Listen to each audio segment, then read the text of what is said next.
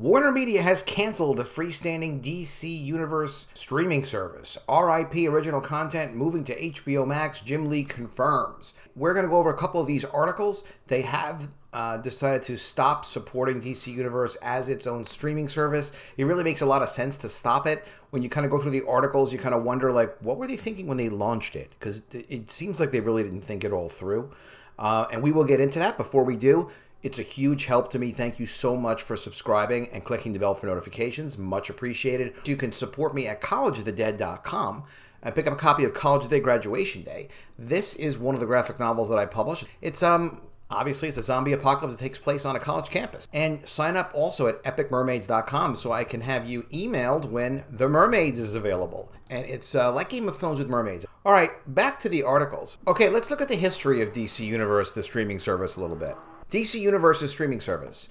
DC Universe was an American video-on-demand streaming service operated by DC Entertainment and Warner Brothers Digital Networks.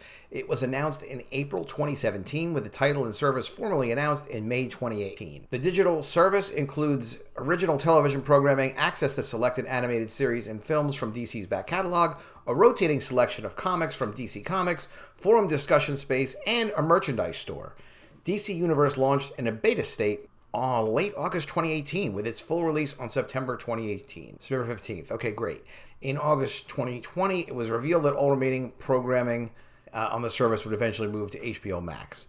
So the problem with DC Universe is that they're starting a streaming service from scratch, like out of nowhere. And now they have a lot of content, and that's fine. But you know, other than the Webby's People's Voice Award, like, how in God's name would they have expected that they could just launch this service, have it just be successful kind of automatically? So here's an investor a year ago that made a really cool Reddit comment. As an investor, this is a question I've been trying to answer. The Marvel streaming shows cost about $40 million a season to produce, but DC went super cheap at about $20 million for Titans. That price might go up as star power increases, but let's say they keep it cheap around $20 million per live action show and a $10 million per animated season. They need $100 million just for the original content for a year. So they need to generate $100 million in revenue to recoup the cost of their original content for DC Universe. That would require about 14 million subscribers without any attrition, meaning people that drop off. Which is not realistic, of course. And that's before you consider the cost of tech, employees, and other business expenses to deliver the streaming service. He's estimating that at potentially another $100 million. That might be high. You know, it might not be. I don't know those details. I can't really say. But it ain't free. So their budget would be, you know, at least $150 to $200 million a year to operate the service. Plus, there's an opportunity cost when they pull their movies and their other content off of other platforms or make them non-exclusive to other platforms. They lose revenue. So there's a lost opportunity cost when they throw their content into their own streaming service catalog. Hulu was a respectably large streaming service at around 20 million subscribers. Now they're up to 30 million plus. DCU hasn't come anywhere close to those numbers. AT&T did not mention subscribers for DC or DCU at all in its last report to investors. This is going back a year ago. If it were a success story at all, you would see AT&T applauding, as they would need good news. They could help to get the stock up. Street estimates, meaning Wall Street estimates, have subscribers low at 500,000 or as high as 2.5 million. Reports estimate the launch saw slow web traffic and rapidly declining in recent months. There were around 600,000 iOS downloads. While very few of those downloads reported purchasing a subscription after the trial, you could double and triple that number, and it wouldn't come close to what they need to be profitable, right? Because they would need, you know, 14 to 20 million to cover their costs. The problem with lackluster starts is that apps nowadays rarely recover. The more and more services coming out every day that compete with them. If they rework the model and make it more licensed like a comic, and comic more like Marvel Unlimited with some shows, it could see life. But DCU will probably be written off as a loss, and the original content could see profitability from being sold, like Smallville and Arrowverse. Titans and other DCU shows could see life on Netflix and eventually earn back the money spent to produce them.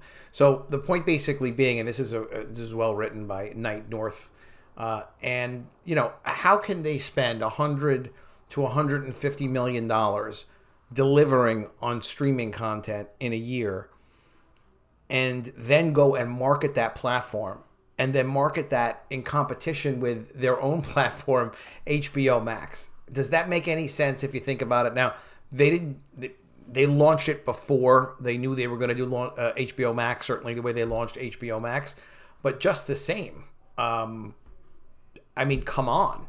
The thing is, HBO, why is HBO Max called HBO Max? Why are they pushing HBO? Because HBO has millions and millions of subscribers. There have been people subscribing to HBO through their cable system since the 1980s, maybe even the late 1970s. But that's decades. So it's very well known for paid TV, and it's also very well known for different kinds of shows on paid TV, whether it's Fraggle Rock or The Sopranos or Game of Thrones. You could have anything appear with the HBO brand. HBO means paid, premium, high quality TV content. And with streaming, it means you can watch it whenever you want. So you can, and people are used to paying good money on a monthly subscription for HBO. HBO Max is $14.99. So rather than have this as a standalone, this DC Universe, of course it makes sense to fold it into HBO Max, have it add value to HBO Max, and maybe they can, I'm sure they will, pick up some subscribers for HBO Max that they otherwise would have been trying to squeeze out of the DC Universe. Now, also, this kind of stuff, like they have their own management teams. This is their leader over there, Sam Aids. I don't know Sam Aids. I'm sure he's a great guy. But the trick is, like, how in God's name, every sideline that a business gets into, it needs to be managed. Attention needs to be paid to it. Money needs to go into it. So it becomes a distraction. It becomes an issue of what we call in business opportunity cost. Do I want to open a restaurant? Do I want to invest in intellectual property? Do I want to manufacture toys? Hey, maybe I'll start a streaming service. Well, if you're going to, make your choice of where you're going to spend money in business, you pick one of those things. And yes, if you're sophisticated, you could have multiple managers in multiple categories doing multiple things.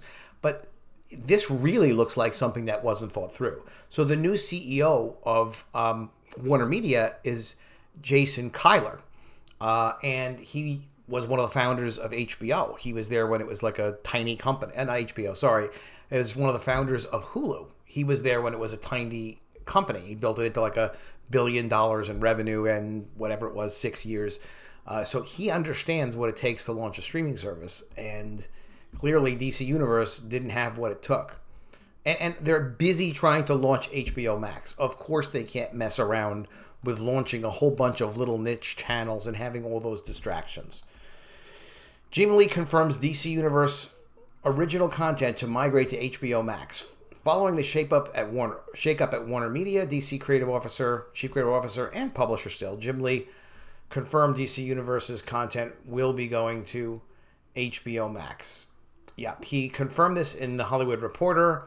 And as he said, the original content that is on DCU is migrated to HBO Max. Truthfully, that's the best platform for this content. The amount of content you get, not just DC, generally from WarnerMedia, is huge, and it's the best value proposition, if I'm allowed to use that marketing term. Of course you are, Jim. It's a good term, value proposition. Value proposition is just what are you offering for the money? And if it's a good value proposition to enough good customers, those good customers will make you a profit, and they'll say, yeah, that's worth more than the money I'm giving you. That's the value proposition. What do I get when I give you money? We feel that is the place for that. Well, it absolutely is. However, the original content may be going away. Lee made it clear that there's still a place for DC Universe under the WarnerMedia umbrella. Okay. In regards to the community and experience that DCU created, all the backlist content, something like 20,000 to 25,000, he doesn't know. Why is he always estimating either 20 to 25? So DC is also canceling 20%, supposedly, to 25% of their periodical titles. It's always 20 to 25 with Jim. It's just his wild estimate. He should know these numbers. It's his company. And the way it connected with fans 24/7, there's always going to be a need for that. So we're excited to transform it, and we'll have more news on what it'll look like. It's definitely not going away. So obviously they can feature the DC Universe app section or the app experience, whatever it sort of is that people like. They can feature it within HBO Max, and maybe because of the audience of HBO Max, they'll wind up getting people interested in the DCU content, which if they do it right, of course they will. They certainly should. Tell me what you think in the comments below. Do you think they made the right move by getting rid of the DC Universe streaming service as its own separate thing? You know what I think. I think it definitely did, but tell me what you think. And also, if you want to check out my work, that's not my work. This is my work. collegeofthedead.com. Check out College of the Dead Graduation Day. Check out The Mermaids coming out soon. Just sign up for the email at epicmermaids.com. We'll let you know when it's coming out, which will be pretty soon. And also be sure to subscribe to the channel. Click the bell for notifications. It's a huge help. I will see you again soon with another video. And if I don't see you, I will miss you.